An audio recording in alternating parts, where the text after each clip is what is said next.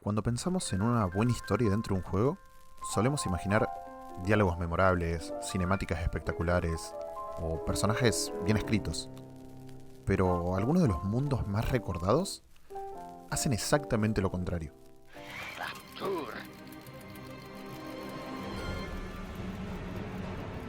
Una ciudad donde el artista no tenía que temer al censor, donde el científico no estaba limitado por la nimia moral, donde los grandes no estaban constreñidos por los pequeños.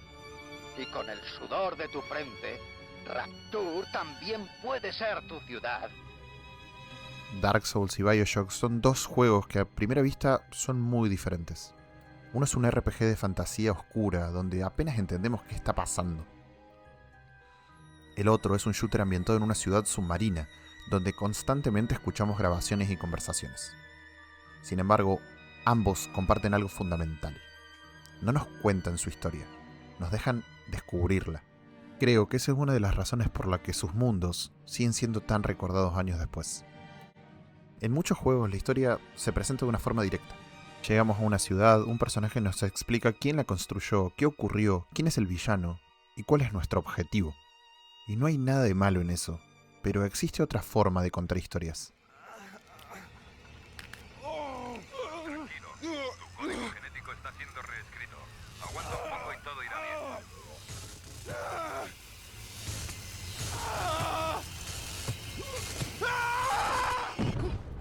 Dark Souls y BioShock construyen sus mundos alrededor de esa idea.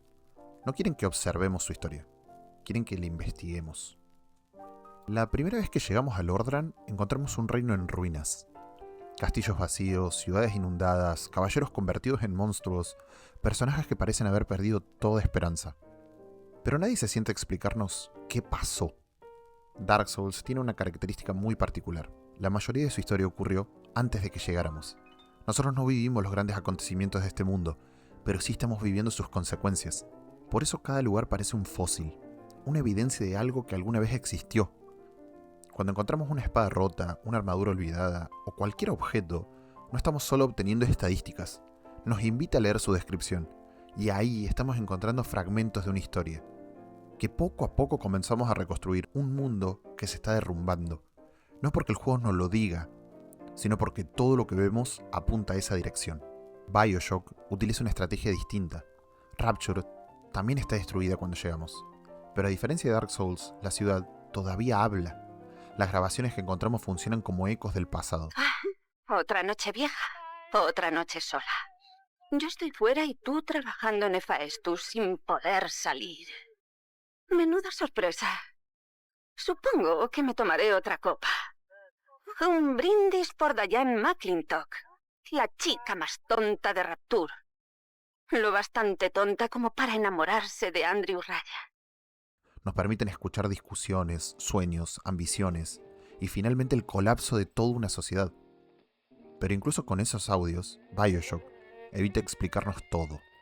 La verdadera historia aparece cuando conectamos lo que escuchamos con lo que estamos viendo.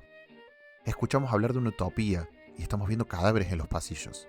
Escuchamos hablar de promesas de prosperidad y encontramos una ciudad consumida por la violencia. La ambientación completa el mensaje. Rapture no es solamente un escenario, es una evidencia física del fracaso de la idea de Andrew Ryan.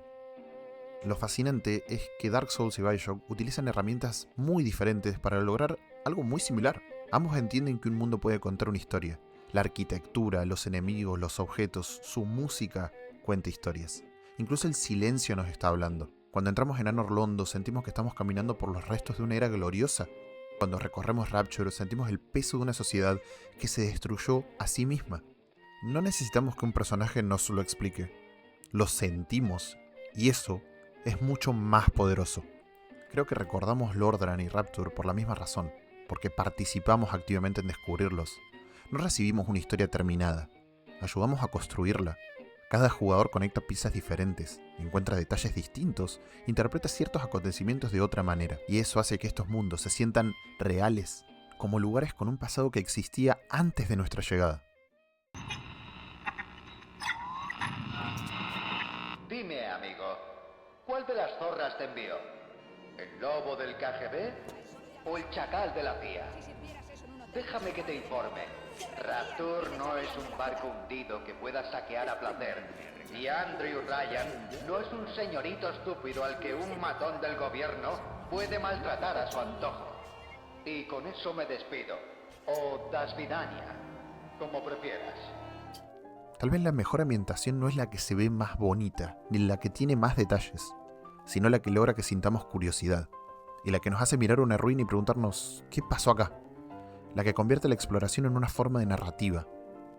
Dark Souls y BioShock entendieron eso hace años, y por eso, incluso después de terminarlos, e incluso casi 20 años de la salida de estos juegos, seguimos pensando en sus mundos, porque algunas historias no necesitan ser contadas explícitamente, solo necesitan un lugar donde hayan ocurrido. Y quizá lo más interesante de esta forma de contar historias no se quemó en Lordran o se hundió bajo el mar en Rapture.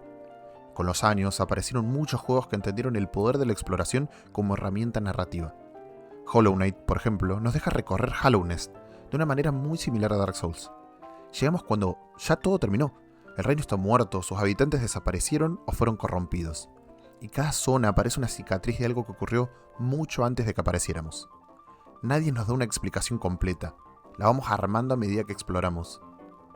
Por otro lado, Outer Wilds lleva esa idea todavía más lejos, porque prácticamente toda su narrativa depende de nuestra curiosidad como jugadores. No subimos de nivel, no desbloqueamos habilidades especiales. Lo único que obtenemos durante la aventura es conocimiento. Cada planeta, cada ruina, cada mensaje abandonado es una pieza más de un rompecabezas gigantesco. Y la historia solo existe porque decidimos perseguir respuestas. Es la misma filosofía que encontramos en Dark Souls y BioShock. La confianza de que el jugador puede descubrir las cosas por sí mismo. Y que no hace falta explicarle todo. Que a veces un lugar puede decir más que un diálogo. Quizá por eso sigo recordando mundos como Lordran o Rapture años después de haberlos visitado. Porque no los conocimos escuchando una explicación. Los conocimos caminando por ellos, observando sus ruinas, leyendo sus rastros, intentando entender qué había ocurrido allí. Y cuando un juego logra eso, deja de sentirse como un escenario más.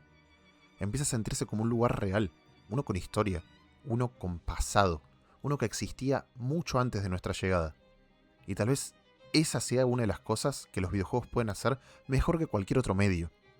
Porque no solamente nos cuentan una historia, nos convierten en arqueólogos de ella.